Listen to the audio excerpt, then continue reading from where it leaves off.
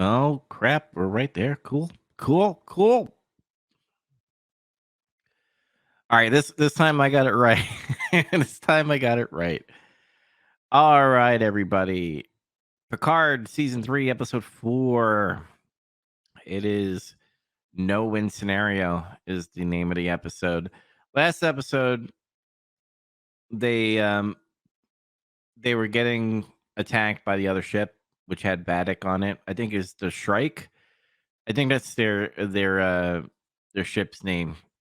But the Shrike came out and said, "I have all those big, big guns. You ain't gonna do nothing to us."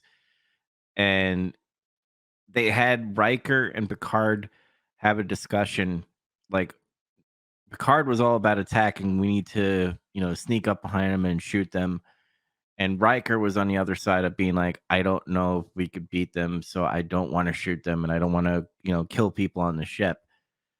But anyway, they lose a battle and they're starting to pretty much sink in the gravity hole in the nebula. And Riker pretty much says to Picard, you killed us all, get off the bridge. And we lead into this episode where, man, I thought last episode was amazing. That's why I gave it a 5 out of 5. And I don't know, man. I can't think of anything bad to say for episode 4 either. Like, it's so structurally written well from beginning to end, where it just ties it really nice.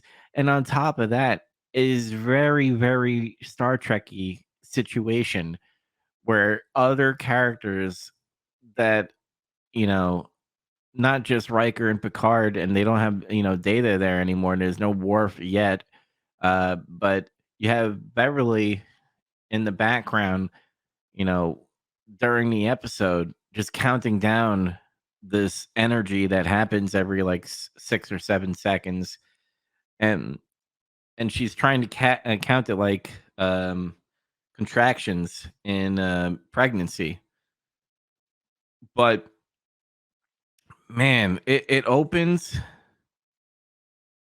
when they're in a restaurant and Picard is like eating lunch, and all the cadets or people in Starfleet come up to him and ask him about his, stories back in the day.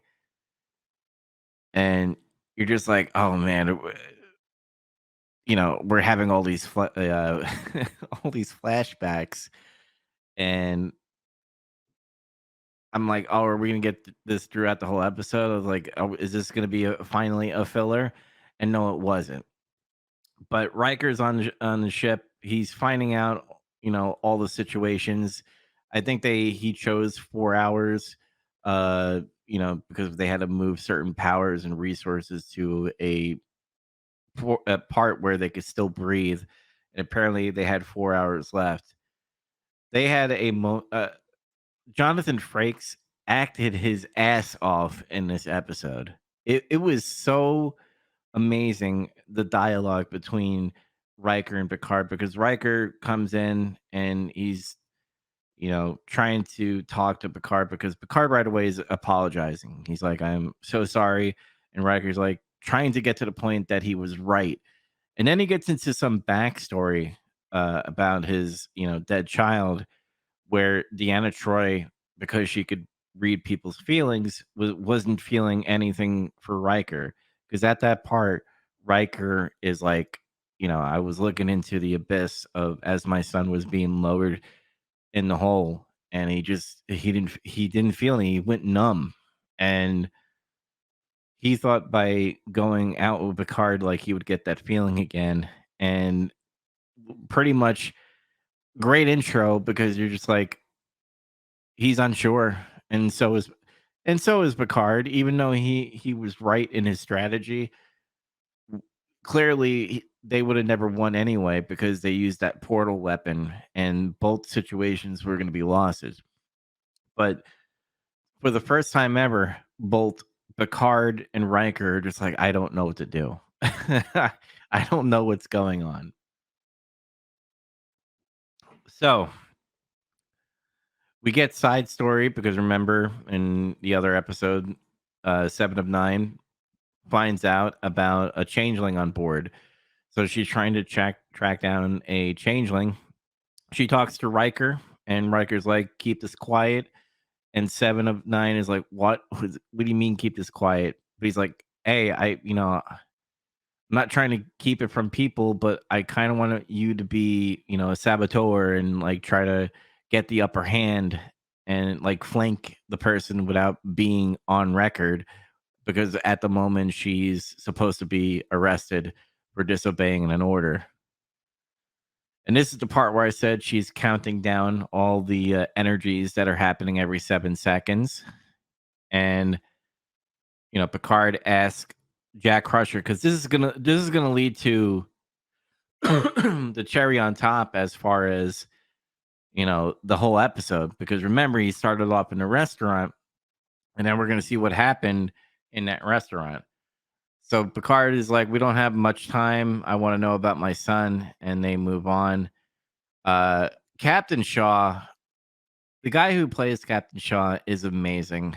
I remember him in 12 Monkeys TV show, and he's one of my favorite characters. But he is so great as a captain on Star Trek, where I'm to the point where I want to, after Picard, I hope they do a Star Trek Titan or a Star Trek Shaw series, because I want to see him more on Star Trek. And the crew that I've seen so far, I wouldn't mind them, being the characters, and maybe we could add some people. Maybe Worf could be someone that could show appearances, or other people like Riker.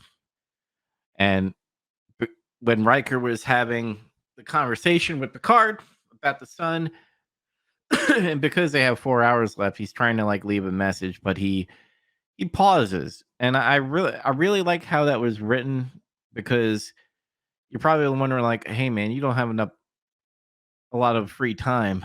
You're gonna die in like 4 hours.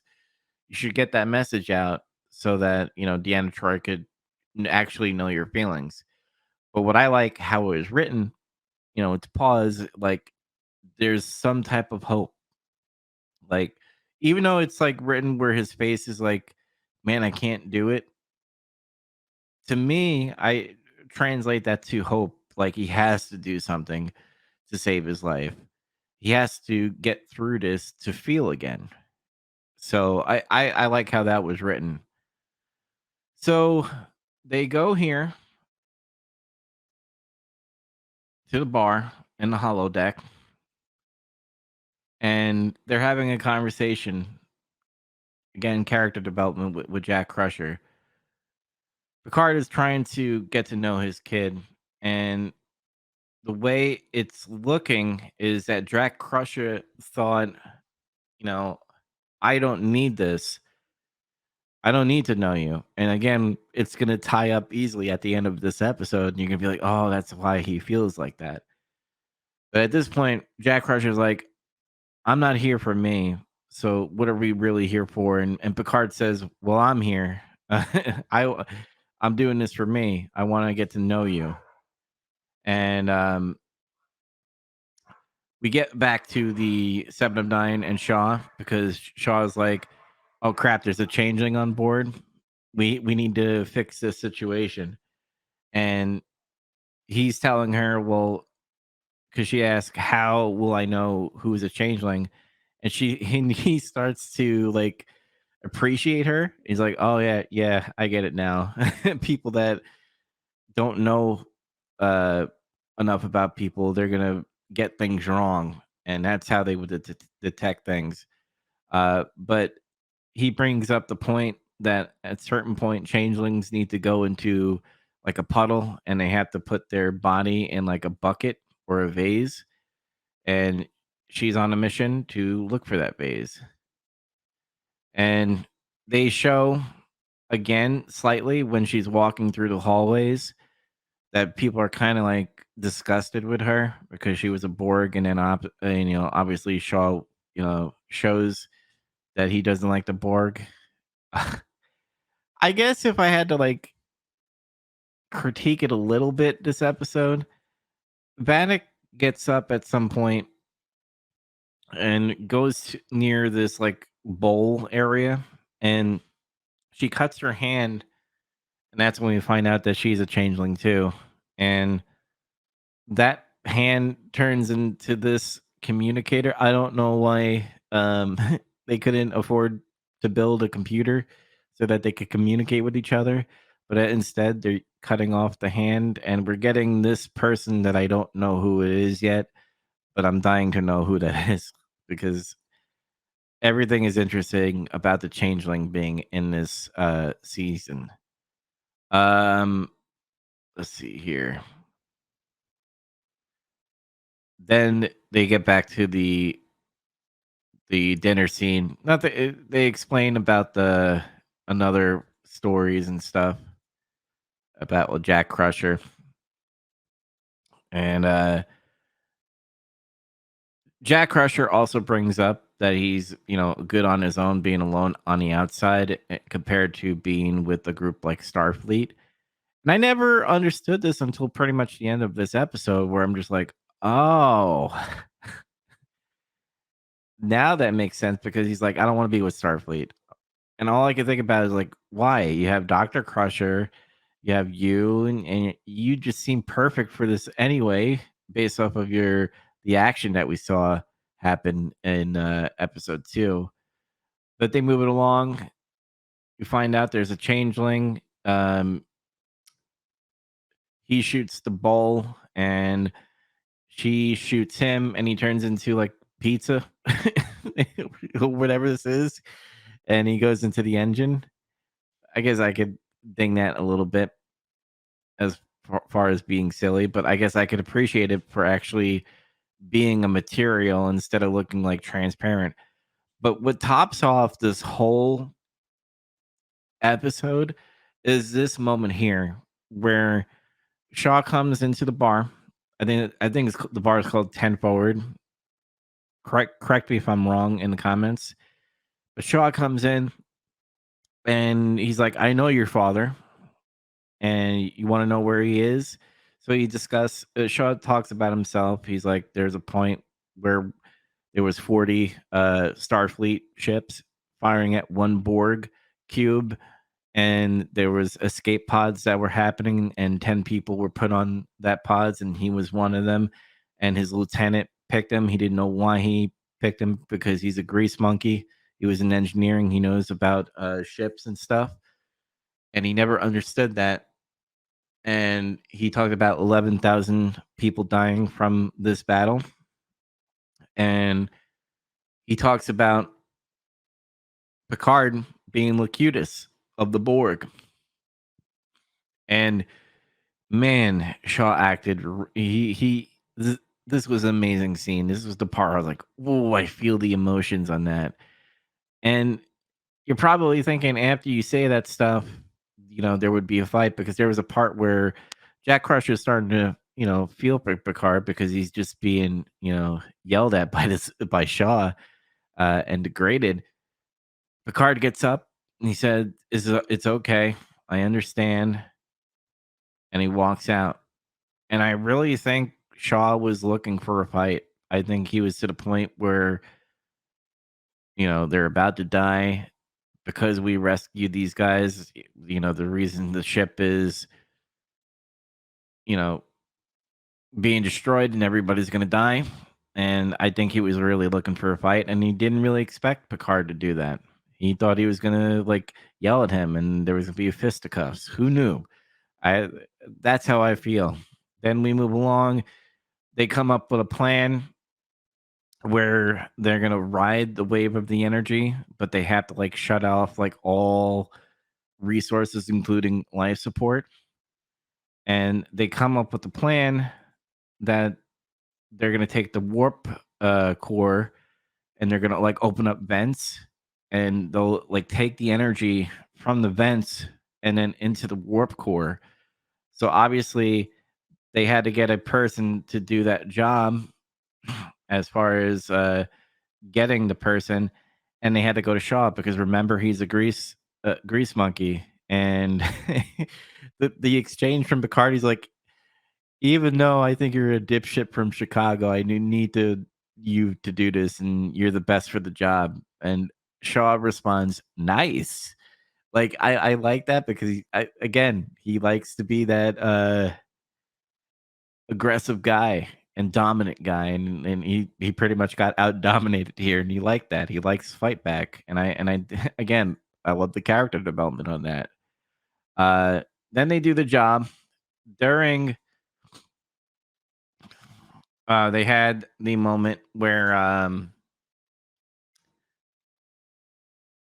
Riker gives Picard the chair, and he, like, tells to move out, and then he does the engage, and I was like, "Yes, that's great," because they did the part where Seven of Nine did that, and they did the engage, and I was like, "Oh, that's cool." And then now finally we get Picard, which I think this is the first time we get to see Picard in a captain seat in this season, because remember he's always doing the um you know being off with a crew and not the leader of the crew. But at a certain point, LaForge, LaForge's daughter comes up here, and Shaw's like, "Hey, aren't you supposed to be like flying this ship?" And he's like, "Oh, Picard, you know, told me to go here." And Seven of Nine's like, "No, I specifically told him not to send anybody." And then she asks, "Who am I?" And she doesn't say, Commander, Seven. And she shoots LaFord, and it's a changeling. And Shaw's like, "How did you know?" And he's like, "Well, she gives me respect and calls me Commander Seven." And I was like, that was a good comeback too. That was just so great. I loved it. Um, then trying to see what else. They had to like move in between manually through the asteroid field. That was like one of the big things. And finally, they open up the vents and they're able to ride the wave, and they get all their power back because it just re-energizes. Uh, it re-energizes the ship. Trying to get there is a scene right after they get the energy from the wave that the Shrike comes in, because the leader, that the hand leader that she was talking to, told her to go back and pursue, and she's like, "No, I don't want to put my people in danger." He's like, "You're expendable. You're going," and she had to do it. And what's great about this part is the Titan's about to do warp speed, and she comes like, "Ha ha ha! I'm gonna destroy you." And then Riker's like, "Hey, I'm gonna toss this asteroid." He takes a tracker beam, takes an asteroid, and tosses it at the Shrike, and they get away, and they warp. And this is a great scene. It goes back to episode one, I believe it was at Farpoint, where you see the squid aliens.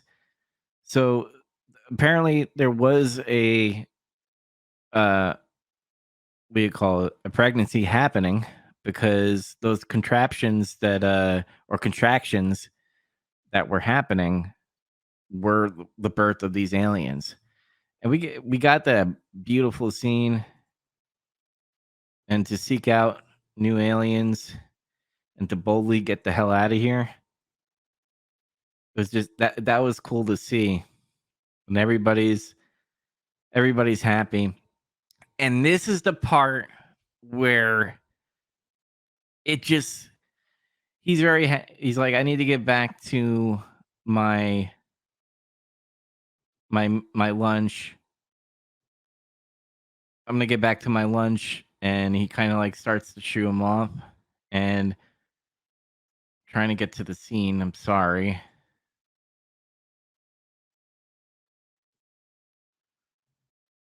There we go.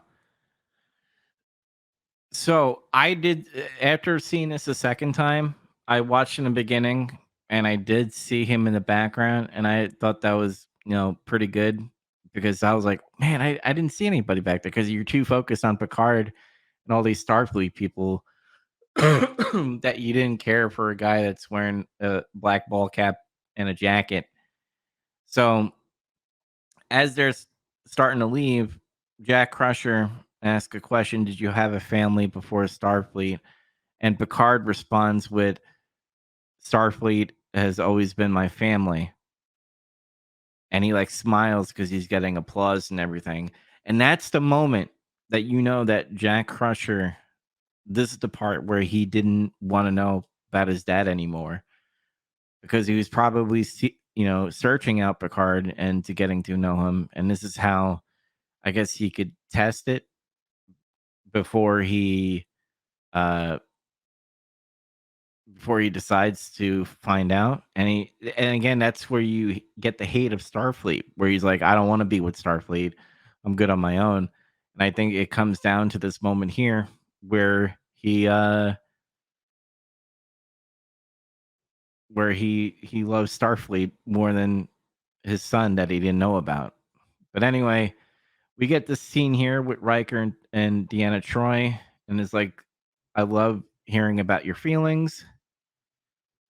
And then we have more of this Jack Crusher and the red door moment because there's a red door that happens at the end of this.